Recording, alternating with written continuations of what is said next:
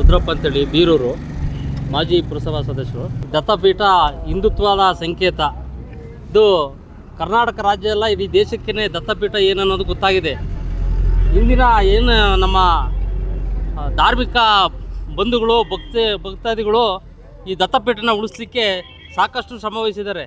ಇವತ್ತು ನಾವೇನಾದರೂ ಇಷ್ಟು ಆರಾಮಾಗಿ ದತ್ತಪೀಠಕ್ಕೆ ಬಂದು ಹೋಗ್ತಿದ್ದೀವಿ ಅಂದರೆ ಅವರೆಲ್ಲರೂ ಕೂಡ ಪರಿಶ್ರಮದಿಂದ ದತ್ತಪೀಠ ನಮಗೆ ಉತ್ತಮ ರೀತಿಯಲ್ಲಿ ದೊರಕಿದೆ ಅಂತ ನಾನಾದರೂ ಭಾವಿಸ್ತೀನಿ.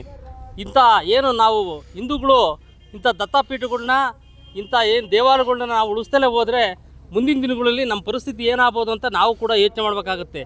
ಯಾಕೆಂದರೆ ಇವತ್ತಿನ ಸರ್ಕಾರಗಳು ಓಟಿಗೋಸ್ಕರ ಏನು ಮುಸ್ಲಿಮ್ಸನ್ನ ಹೋಲಿಕೆ ಮಾಡ್ಕೊಂಡು ಸರ್ಕಾರ ನಡೆಸ್ತಾ ಬಂದಿದೆ.